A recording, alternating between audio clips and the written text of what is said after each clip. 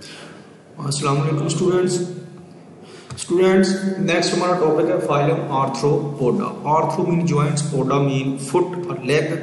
ये भी segmented body होती है लेकिन मेटामेरिकल सेगमेंटेशन नहीं होती। मीन एक्सटर्नली तो नजर आ रही है लेकिन इंटरनल सेगमेंटेशन नहीं होती।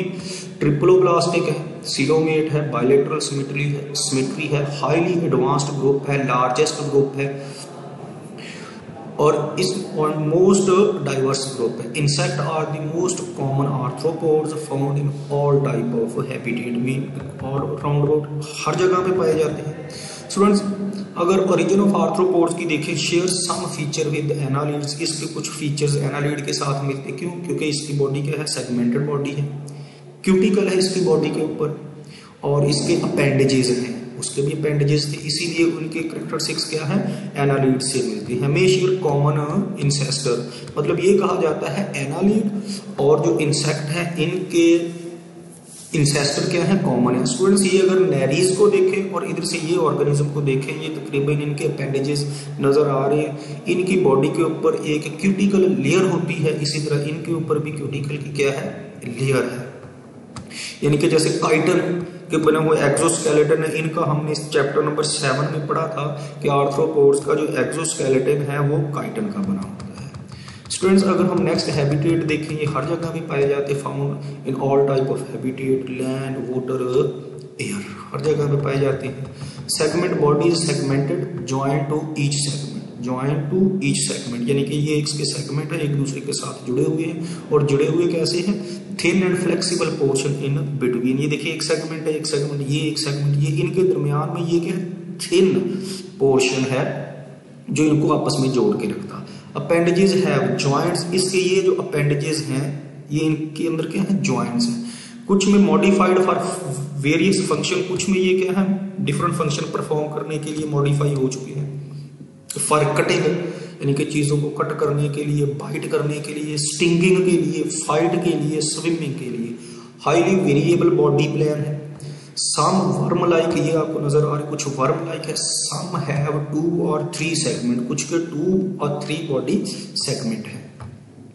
स्टूडेंट्स अगर हम नेक्स्ट देखें, इन ये सीलोमेट है, ट्रिप्लोब्लास्टिक सीलोमेट है, सीलोम इज रिड्यूस्ड और उस रिड्यूस्ड सीलोम को क्या बोलते हैं, हीमोसील।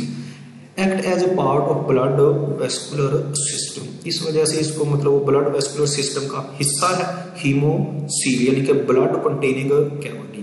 ओपन सर्कुलेटरी सिस्टम है, ब्लड फ्लो इन कैविटीज। ये जो हीमोसील है इसमें ब्लड फ्लो करता है बहुत, ऑल टिश्यू, सारे टिश्यूज के साथ अटैच होता है ब्लड डायरेक्टली। प्रिमिटिव हार्ट होता है, इसमें जो हार्ट है क्या होता है, प्रिमिटिव हार्ट होता है।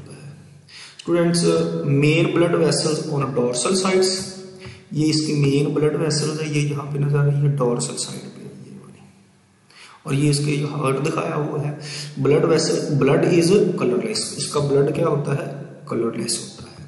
वेल इधर से ये ब्लड यहाँ से आगे इसकी जो बॉडी कैविटी उसमें ओपन हो जाता है, ये यहाँ पे सारी बॉडी कैविटी, इसको हीमोसील बोलते हैं।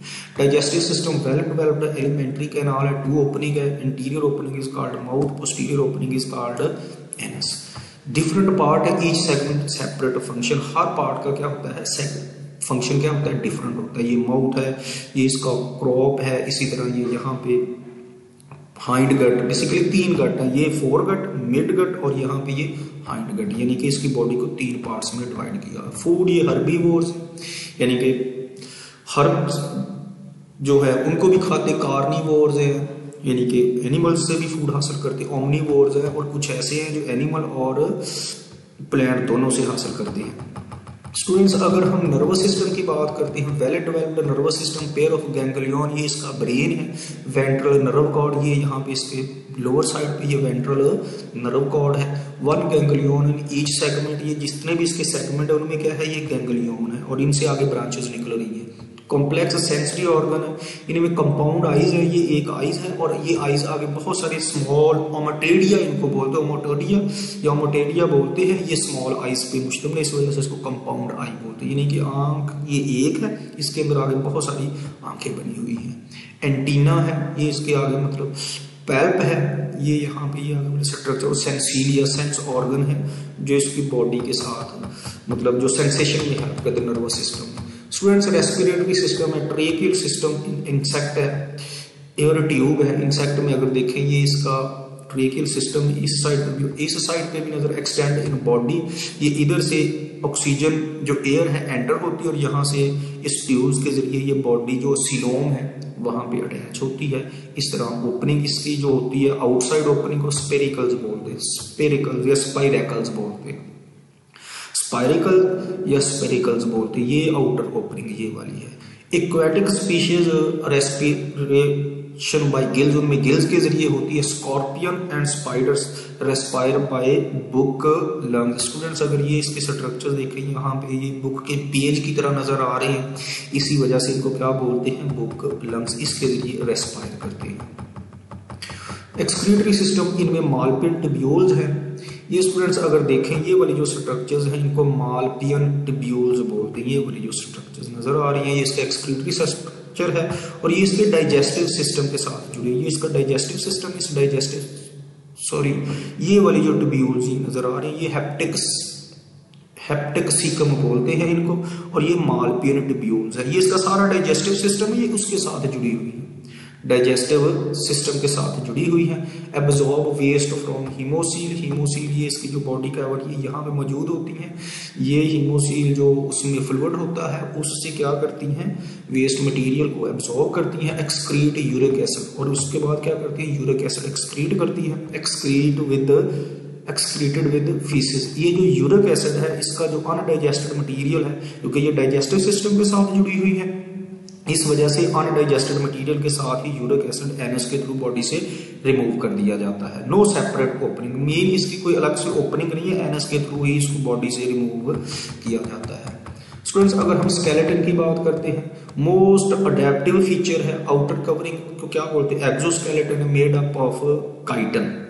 काइटन की बनी होती, light weight but tough, non living होती, नॉन सेलुलर होती। अटैचमेंट ऑफ मसल्स, मसल्स की अटैचमेंट के लिए साइट प्रोवाइड करती है। ऑन द प्रिंसिपल ऑफ लेवर, लेवर का काम करती, रॉड का काम, रॉड लाइक स्ट्रक्चर उसको लेवर बोलते हैं, जिसके साथ आके मसल्स अटैच होते हैं। फॉर्म पेयर्ड अपेंडेजेस, स्टूडेंट्स इसके पेयर्ड अपेंडेजेस होते हैं जो रनिंग, स्विमिंग और फ्लाइंग उसमें यूज करते हैं। Jaw, clause, lens and sting, ये सारे वो बेसिकली इसकी एक्सोस्केलेटन की मॉडिफिकेशन है। Chiton form copulatory organ, mean sex organ जो रिप्रोडक्शन में हेल्प करते हैं। इट वो भी काइटन का बना होता है, एक्सोस्केलेटन की मॉडिफिकेशन है।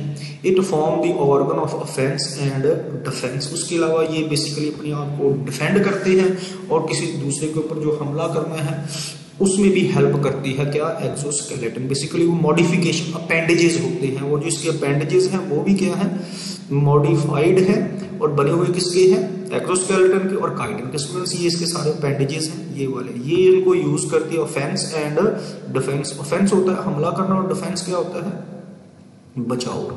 स्टूडेंट्स अगर हम इसमें एक इंपॉर्टेंट फिनोमिना है, इनका जो एक्सोस्केलेटन हार्ड होता है और नॉन लिविंग होता है, वो ग्रो नहीं करता with the growth of organism. तो इन्होंने अगर ऑर्गेनिज्म ने ग्रो करना हो तो ग्रोथ की वजह, मतलब ग्रोथ करने के लिए इनको क्या करना पड़ता है, जब इन्होंने ग्रो करना हो तो अपना एक्सोस्केलेटन उतार देते हैं। Shedding of exoskeleton is called ecdysis और मोल्डिंग। स्टूडेंट्स ये इंपॉर्टेंट शॉर्ट क्वेश्चन अगर देखें आप यहाँ पे, ये बेसिकली वो एक्सोस्केलेटन है किसका, जो ग्रास हॉपर का दिखाया हुआ है, ये इसमें से एक्सोस्केलेटन इसने उतार दिया। ये हमारे पास ये ग्रास हॉपर ये इंसेक्ट है, उसने क्या किया हुआ अपना एक्सोस्केलेटन ये उतार दिया। ये ओल्ड वन है और इसके ऊपर फिर न्यू वन बन गया है और इस तरह ये ग्रोथ शो करती है। मीन जब इन्होंने ग्रो करना हो तो एक्सोस्केलेटन को उतार देते हैं, इसी को हम बोलते हैं डाइसिस और मोल्डिंग। रिप्रोडक्शन, सेक्स सेपरेट है, इनमें मेटामॉर्फोसिस होती है। मेटामॉर्फोसिस क्या है, basically the sudden change in which larvae change into adult, इसको मेटामॉर्फोसिस बोलते हैं। वेरी इंपॉर्टेंट शॉर्ट क्वेश्चंस है। ये कैरेक्टरिस्टिक्स फीचर है इन ऑर्गेनिज्म के, ये आर्थ्रोपोड्स में है। बेसिकली अगर हम बात करते हैं इंसेक्ट की, या इनमें 3 स्टेजेस होती है लाइफ साइकिल में डिस्टिंक्ट। एक एग जो लार्वा में चेंज होता है और लार्वा चेंज हो जाता है मोशनलेस प्यूपा में, और प्यूपा चेंज होता है फाइनली इनटू अडल्ट। स्टूडेंट्स अगर किसी में ये तीनों स्ट्रक्चर्स मौजूद हैं तो उनको बोलते हैं कंप्लीट मेटामॉर्फोसिस, और अगर किसी में ये 3 स्ट्रक्चर्स मौजूद ना हो, उसमें जो एक मिस हो या उसमें हम ये कह सकते हैं कि जो लार्वा है वो अडल्ट के साथ रिजेंबल करे, उसको बोलते हैं incomplete Metamorphosis. So in some primitive insect, the larva resemble with adult is called nymph or instar. It live in same habitat as adult. Students, अब हम यहाँ पे complete और incomplete metamorphosis को देखते हैं।